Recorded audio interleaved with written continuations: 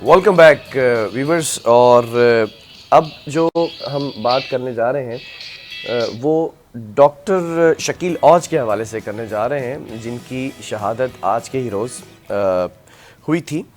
जामिया कराची से इनका ताल्लुक़ है और डॉक्टर शकील औज साहब के बारे में मैं कुछ बताना चाहता हूँ कि बरसग़ीर पाक व हिंद के इस्लामिक स्टडीज़ के अंदर वाहिद जो है वो स्कॉलर थे और रईस कुलिया मुआरिफ इस्लामिया जामिया कराची भी थे। उनको तमग़ा इम्तियाज़ से भी नवाजा किया था, जिनकी आज बरसी है। हमारे साथ इस वक्त डॉक्टर शकील औज के बेटे डॉक्टर हसन औज मौजूद हैं जूम पर। हसन, अस्सलाम वालेकुम, कैसे हैं आप?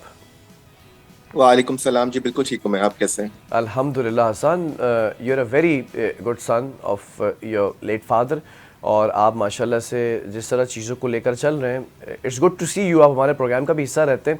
क्या कहेंगे शकील साहब के बारे में? मैं चाहूँगा कि आपने बहुत जगहों पर वालिद साहब के बारे में वजाहत की है और उनकी शहादत के हवाले से भी उनके कातिलों को आज तक पकड़ा नहीं जा सका है।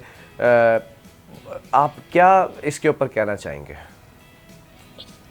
थैंक यू बिलाल कि आपने मुझे मौका दिया। आज 18 सितंबर को 10 साल हो चुके हैं अब्बू की शहादत को और अभी तक कातिल नहीं पकड़े गए हैं। मैं इस सिलसिले में कुछ चीज़ों की वजाहत करना चाहता हूँ क्योंकि 10 साल हो गए, लोगों के जहनों से चीज़ें मायब हो जाती हैं, छट जाती हैं और लोगों के जहनों में गलत इमेज ही बना हुआ होता है। मेरे वालिद साहब को अलकायदा बर्र-ए-सग़ीर मजहबी तंजीम है, दहशतगर्द, उन्होंने शहीद किया था और उन्होंने उसकी जिम्मेदारी भी कबूल की थी अपनी एक वीडियो में और अपने एक लेटर में। लेकिन कराची में यहाँ पर पुलिस ने एमक्यूएम पे नाम डाल के केस बंद कर दिया केस।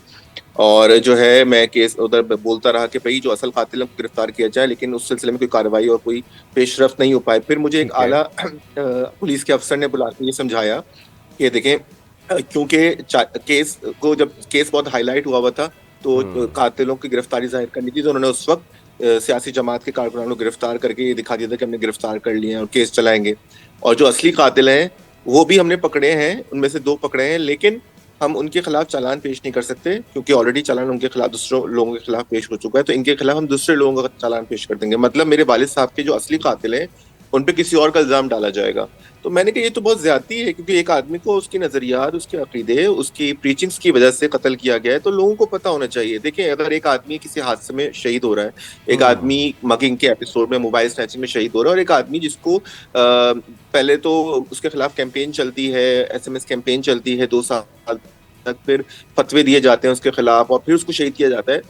इसमें फर्क है। उसने जान दी है अपने नजरियात के लिए, तो ये फर्क है। आप जिसको मलूज़ खातिर रखें, लेकिन ये अब्बू के साथ सानिया हुआ और केस जाहिर सी बात है, जब एमक्यूएम के जो लोग थे वो इन्वॉल्व ही नहीं थे, उनके खिलाफ कोई सबूत ही नहीं थे, तो वो छूट भी गए, जाहिर सी बात है। और रेंजर्स ने उनको पकड़ के दिया था और जो असली कातिल थे उनके खिलाफ कोई अभी तक कार्रवाई नहीं हुई है। तो असली कातिल आपको बताया गया कि कौन थे, कहाँ से ताल्लुक था? जी, उन्होंने खुद कबूल किया। अलकायदा बर्र-ए-सग़ीर की एक वीडियो आई थी जिसमें उन्होंने खुद कबूल किया था कि हम हैं, हमने ही कत्ल किया और हमने सिर्फ पाकिस्तान में नहीं, बांग्लादेश में भी लोगों को कत्ल किया है। और उन्होंने मोदी का भी जिक्र किया था और भी काफी लोगों का जिक्र किया था। उसकी फॉरेंसिक पाकिस्तान में तो नहीं कराई गई, लेकिन बाहर मुल्कों में जो फॉरेंसिक कराई गई है, इंडिया में न्यूयॉर्क टाइम्स वालों से मेरी बात हुई थी उस जमाने में, और जो ढाका के जो पेपर्स हैं उधर के, तो उन्होंने कहा था कि ये वीडियो ऑथेंटिक है, ये फेक नहीं है और ये सही है, क्योंकि इसमें उन्होंने मोदी का भी जिक्र था, इसलिए उन्होंने इंडियंस ने भी अपनी इन्वेस्टिगेशन की थी कि वीडियो फेक तो नहीं है। तो ये सब हुआ था, लेकिन पाकिस्तान में उस वीडियो को ना इन्वेस्टिगेशंस कराई गई, ना उसको सीरियस लिया गया, सिर्फ इसलिए कि यहाँ पर शायद मजहबी जुनूनियों के लिए हमदर्दी रखी जाती है, मेरे ख्याल में। इसलिए मेरे ख्याल में ये सब हुआ था। मैं एक बात की वजाहत करता चलूं कि मेरे वालिद साहब डॉक्टर शकील औज थे, वो वाहिद डिलिट स्कॉलर थे इस्लामिक स्टडीज के पूरे बर्र-ए-सग़ीर में। डिलिट किसी को भी नहीं है इस्लामिक स्टडीज में, किसी के पास भी नहीं है। ऑनररी तौर पे कुछ लोगों के पास है, लेकिन इस्लामिक स्टडीज में किसी के पास भी डिलिट डिग्री नहीं है, जो कि मेरे वालिद साहब के पास थी। तो इतने बड़े स्कॉलर का ये सानिया हो गया, हादसा हो गया, और उसके बावजूद भी स्टेट ने कोई कान पे जू नहीं रहेंगी। तो मुझे बड़े अफसोस और तकलीफ होती है कि जो इतने बड़े काबिल लोग होते हैं, जो इतनी मेहनत करके इतने आगे बनते हैं, मुल्क अच्छा, का आपने नाम रोशन आपने करते कहा हैं। डॉक्टर हसन के अलकायदा बरसग़ीर ग्रुप था जो इस तमाम जी सिनेरियो के पीछे है। जी क्या जी। मकासद क्या होंगे, फ़वाइद क्या होंगे? डॉक्टर साहब की शहादत से फ़ायदा क्या हुआ होगा उनको? देखिए, उन्होंने जो अब्बू पे इल्जाम लगाया है कि तौहीन शरीयत का इल्जाम लगाया है, क्योंकि मेरे अब्बू एक आजाद ख्याल मुफक्किर थे। बहुत सारी चीजों पे उन्होंने फतवे दिए हुए थे और बहुत सारी किताबें उनकी आती रहती थी। और उस पे इस तरीके से और भी फतवे थे, जैसे कि एक फतवा आया था कि भाई एक मुसलमान औरत के अगर मुस्लिम मर्द से शादी कर सकती है, एक सवाल पूछा गया, तो अब्बू ने उसके जवाब में एक पूरा एक जवाब लिखा था, एक आर्टिकल लिखा था, वो उससे ना खुश थे। और भी बहुत सारी इस तरह की चीजें थी जिसपे आप इल्मी इख्तलाफ होता है ना, जी जी जी जी। इल्मी हम कोई मुकालमा कर रहे होते हैं, वो इस तरह की बातें थी। तो क्योंकि ये चीजें लोगों को मजहबी दहशतगर्दों और शिद्दत पसंदों को हजम नहीं होती, इसी तरीके से जैसे कि मेरे वालिद साहब अगर कोट पैंट और टाई पहनते थे और डीन थे फैकल्टी ऑफ इस्लामिक स्टडीज के, तो डायरेक्टर थे सीरत चेयर के, तो लोगों को हजम नहीं होता था कि ये सीरत चेयर का डायरेक्टर लोग के पैंट शर्ट क्यों पहना हुआ है, ये कोट पैंट क्यों पहना हुआ है। मतलब बाकायदा ये भी मैंने सुना कि ये तो काफिर है क्योंकि ये तो टाई लगा के आता है। मतलब अच्छा। तो ये तो जो है इस्लामिक स्टडीज का प्रोफेसर होने के बावजूद भी ये जो है अंग्रेजी कपड़े पहनता है, या ये दाढ़ी के लिए ये जरूरी नहीं समझता, इस तरह की बातें, क्योंकि उनकी अपनी अप्रोच थी, उनके अपने फतवे थे। तो ये जो छोटी छोटी चीजें होती हैं उसको इतना हाईलाइट करना और लोगों को, स्टूडेंट्स को इतना इतना उनके खिलाफ भड़काना, लोगों को इनके खिलाफ इतना भड़काना, क्योंकि आपको पता है कुलिया मारिफ इस्लामिया जो जामिया कराची का है, उधर मदरसे के तलबा भी आते हैं, तो उनकी तरबियत अलग हुई हुई होती है, क्योंकि उन्होंने एमए इस्लामिक स्टडीज नहीं किया हुआ होता, उन्होंने तो मदरसे की तालीम हासिल की हुई होती है, और उसको जो है कुछ बच्चे अलग तरीके से देखते हैं, क्योंकि उनकी अप्रोच एक बिल्कुल खास मसलक की नजर की होती है। तो ये सब चीजें थी पीछे कार फरमा। और जाहिर सी बात है, अगर ये कोई बात किसी मजहबी जुनूनी को पता चल जाए या किसी ग्रुप को पता चल जाए, तो वो क्योंकि वो लोग तो किताबें पढ़ते नहीं, अगर वो किताबें पढ़ते अब्बू की, तो उनको यकीनन बहुत खुशी होती कि अब्बू ने कितना कुछ लिखा है। अब्बू ने हमारे प्यारे नबी सल्लल्लाहु अलैहि वसल्लम पे भी एक सल्लल्लाहु अलैहि किताब लिखी, साहिब कुरान, निसाइयात, औरतों पे हुकूक पे लिखी ताबीरात, बहुत सारी किताबें अब्बू ने लिखी हैं। अगर वो उसको सही तरीके से देखते तो उनको पता चलता है कितना बड़ा स्कॉलर है। लेकिन वो सुनी सुनाई बातों पे और वसल्लम। Miss interpretation of the facts और वो इल्मियत को छोड़ के वो एक तंग नजरी को देखना कि नहीं एक बात ये आखिर में आ रही है, हालांकि उसके पीछे जो आर्गुमेंटेशन है वो कितनी स्ट्रांग है, ये सब चीजें नहीं देखना, इस वजह से ये हादसा सामने रूनुमा होगा। अच्छा हसन, आप भी वालिद साहब के उसी ट्रैक पर चलते नज़र आ रहे हैं, जो उनकी तालीमात थी, जो उनकी लर्निंग्स थी आपके साथ।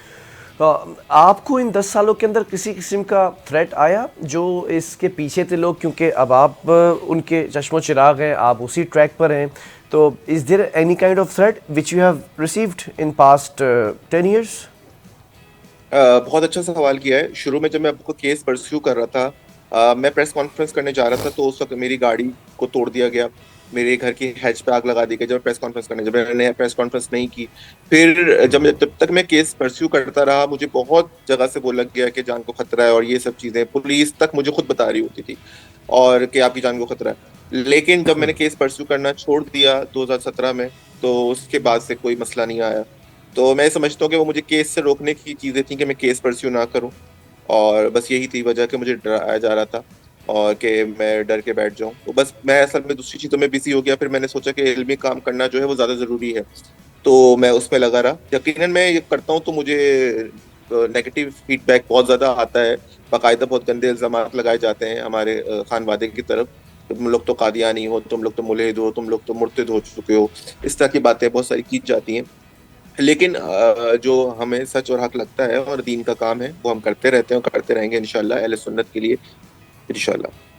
चलें, ज़बरदस्त। और उम्मीद करता हूँ हसन के डॉक्टर शकील औज के जो कातिल हैं उनको कैफर किरदार तक पहुँचाया जाए, और आपको भी अल्लाह ताला अपनी हिफाजत में रखे। Thank you very much doctor Hasan, आज हमारे साथ मौजूद थे। व्यूअर्स, आज का जो प्रोग्राम था वो आपने मुलाहिज़ा फरमाया। अपना फ़ीडबैक आप ज़रूर दे सकते हैं, और फ़ीडबैक देने का जो आसान तरीका वो ये है कि हमारे जो सोशल मीडिया पेजेस हैं उस पर जाकर आपने फ़ीडबैक देना है कि कौन से ऐसे लोग हैं, कौन से ऐसे मेहमान हैं जो आपको पसंद आते हैं, जिनको दोबारा बुलाया जाए, या अगर आप चाहते हैं कि किसी गेस्ट को यहाँ पर देखना और आप उसके फ़ैन हैं, मद्दा हैं, और आप उसकी बातें सुनना चाहते हैं, तो भी आप बता सकते हैं। इसी के साथ प्रोग्राम का वक्त ख़त्म हुआ। अपने मेज़बान बिलाल खान को दीजिए इजाज़त। अल्लाह हाफ़िज़।